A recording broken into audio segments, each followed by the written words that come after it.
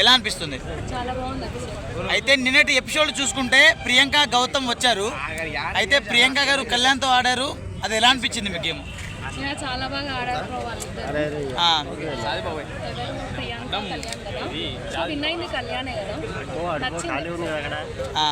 Okay. అయితే భరణి గారు గౌతమ్ గారు ఆడారు.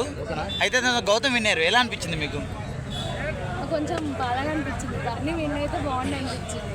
అంటే అయితే అతను కెప్టెన్సీ కంటెండర్ లేదు. ఈ వీక్ కూడా కెప్టెన్ అవ్వడు ఇక భరణి.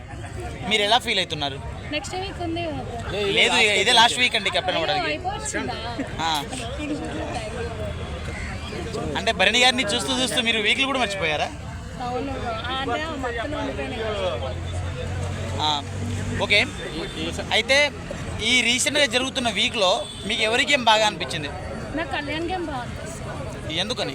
చాలా బాగా ఆడుతున్నారు. తను 100% ఎఫర్ట్స్ పెడుతున్నారు. సో నచ్చుతుంది. అయితే మొన్న ఒక గొడవ జరిగింది. అయితే ఆ గొడవ కళ్యాణ్, రీతు, డెమోన్, పవన్, ఇమాన్యుల్ ఈ నలుగురి మధ్యలో గొడవ జరిగింది. సో ఆ నామినేషన్ డెమోన్ది, ఇమాన్యుల్ది అయితే గొడవ మాత్రం రీతు కళ్యాణ్ చేసుకున్నారు. ఎలా అనిపించింది?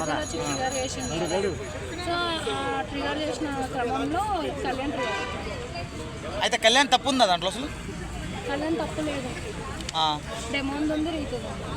డెమోన్ది తప్పు ఉంది.